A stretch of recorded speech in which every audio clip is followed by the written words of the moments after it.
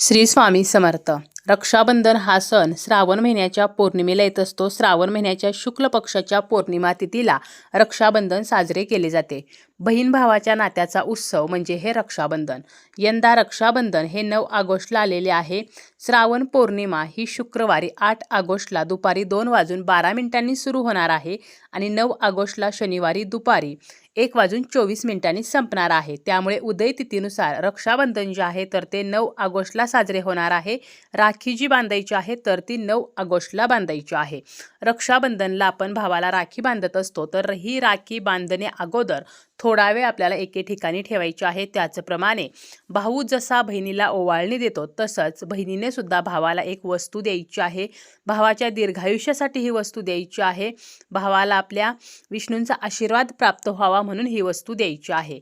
तसेच राखी सोडल्यावर ती कुठे ठेवायची आहे, राखी कधी सोडायची आहे आणि कोणत्या प्रकारची राखी ही अजिबात भावाला बांधू नये, अशी संपूर्ण माहिती आपण आजच्या या व्हिडिओमध्ये पाहणार आहोत. व्हिडिओला सुरुवात करण्या अगोदर तुम्ही जर चॅनलवरती नवीन असाल आणि पहिल्यांदाच माझे व्हिडिओ पाहत असाल तर चॅनलला सबस्क्राईब करा. व्हिडिओ माहितीपूर्ण वाटला तर व्हिडिओला लाईक करा. रक्षाबंधन हा सण म्हणजे बहीण भावाच्या पवित्र नात्याचा सण. राखीच्या पवित्र धाग्याने बहीण भावांना जोडून ठेवणारा हा सण. भाऊ या दिवशी आपल्या बहिणीला रक्षण करण्याचे वचन देत असतो आणि तिला ओवाळणी म्हणून काही भेटवस्तू सुद्धा देत असतो. ज्याप्रमाणे भाऊ बहिणीला भेटवस्तू देत असतो त्याचप्रमाणे बहिणीने सुद्धा भावाला एक वस्तू द्यायची आहे. आपल्या भावाला श्री विष्णूंचा आशीर्वाद प्राप्त व्हावा, त्याच्या जीवनातील ज्या अडचणी आहेत, संकटे आहेत तर ती नष्ट व्हावीत, त्याची प्रगती व्हावी आणि त्याला चांगल्या आरोग्याची प्राप्ती व्हावी. तसेच त्याच्या जीवनामध्ये ज्या काही समस्या आहेत तर त्या सर्व विष्णू कृपेने नष्ट व्हाव्यात म्हणून ही वस्तू बहिणीने भावाला द्यायची आहे. जेव्हा आपण औक्षणाचे ताट तयार करतो त्यामध्ये आपण हळदी कुंकू, त्याचप्रमाणे अक्षता, सोने, सुपारी, मिठाई, दिवा, कापूस, तर ह्या ज्या वस्तू आहेत तर त्या घेत असतो. त्याचप्रमाणे अजून एक वस्तू घ्यायची आहे ती म्हणजे श्रीफळ. आपल्याला न सोललेला आणि नवीन नारळ घ्यायचा आहे. अगोदर इतर गोष्टींसाठी वापरलेला किंवा कोणत्याही पूजेमध्ये वापरलेला नारळ घ्यायचा नाही, तर नवीनच नारळ घ्यायचा आहे. ज्या नारळामध्ये पाणी असेल असा नारळ घ्यायचा आहे. हा नारळ सोलायचा नाही, न सोलता घ्यायचा आहे आणि रक्षासूत्राचे त्याला 5 वेढे आपल्याला गुंडाळून घ्यायचे आहेत. जर रक्षासूत्राचा धागा नसेल तर पांढरा धागा घ्यायचा आहे आणि तो हळदी कुंकवाच्या साहाय्याने आपल्याला रंगीत करून घ्यायचा आहे आणि तो धागा आपल्याला 5 वेढे त्या नारळाला गुंडाळून घ्यायचा आहे. आणि जेव्हा आपण आपल्या भावाला राखी बांधतो, भावाचे औक्षण करतो, यानंतर आपल्याला हे श्रीफळ जे आहे तर ते भावाला द्यायचे आहे. त्याचप्रमाणे आपल्याला भावाच्या पायासुद्धा पडायचे आहे. जर बहीण जी आहे तर ती लहान असेल तर तिने भावाच्या पाया पडायचं आहे, परंतु बहीण जी आहे तर ती जर मोठी असेल तर भावाने बहिणीच्या पाया पडायचं आहे आणि बहिणीने सुद्धा भावाच्या पडलं तरी काहीही हरकत नाही. तर अशा प्रकारे बहिणीने भावाला श्रीफळ द्यायचं आहे. श्रीफळ हे श्री विष्णूंचे प्रतीक आहे.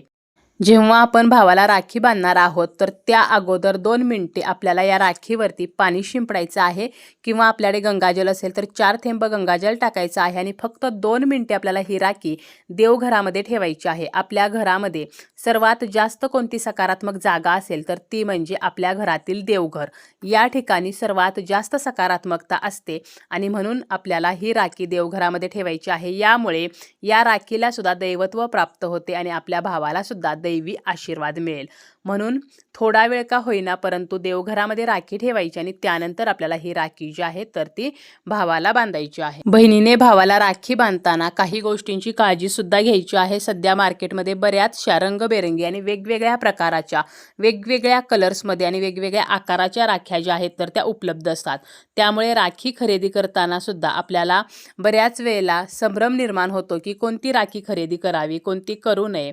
तर काही ज्या राख्या आहेत तर त्या अशा असतात की ज्याच्यावरती अशुभ चिन्ह असतात किंवा आपल्या हिंदू धर्मामध्ये काही गोष्टी या अशुभ मानल्या गेलेल्या आहेत आणि अशा प्रकारची राखी जी आहे तर ती अजिबात आपल्याला बांधायची नाही.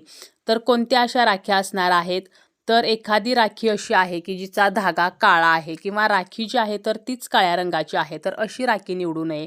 कारण काळा रंग जो आहे तर तो हिंदू धर्मामध्ये वर्ज्य सांगितलेला आहे. कोणत्याही धार्मिक विधीमध्ये किंवा पूजेमध्ये काळा रंग जो आहे तर तो वापरला जात नाही. त्यामुळे काळ्या रंगाची जी राखी आहे तर ती आपल्याला कटाक्षाने टाळायची आहे.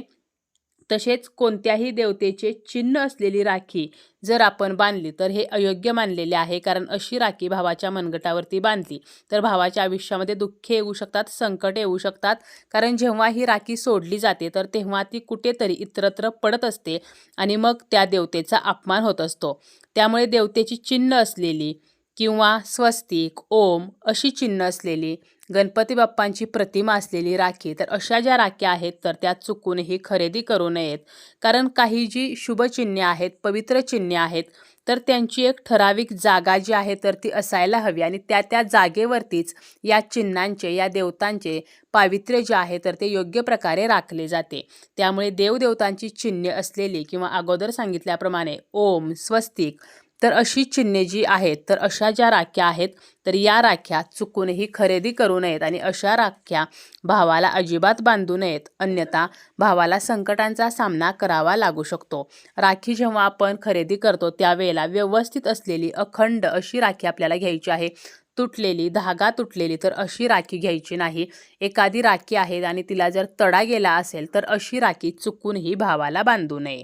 रक्षाबंधनला बांधलेली राखी ही कधी सोडावी आणि कुठे ठेवावी, तर रक्षाबंधनची जी राखी आहे तर ती आपल्या हातामध्ये जर सुरक्षित राहिली तर ती विजयादशमीपर्यंत ठेवावी आणि विजयादशमीच्या दिवशी ती पाण्यामध्ये विसर्जित करावी. किंवा श्रावण पौर्णिमेला रक्षाबंधन असते तर श्रावण पौर्णिमेपासून भाद्रपद पौर्णिमेपर्यंत आपण ही राखी हातामध्ये ठेवू शकतो आणि भाद्रपद पौर्णिमेला ती पाण्यामध्ये विसर्जित करू शकतो.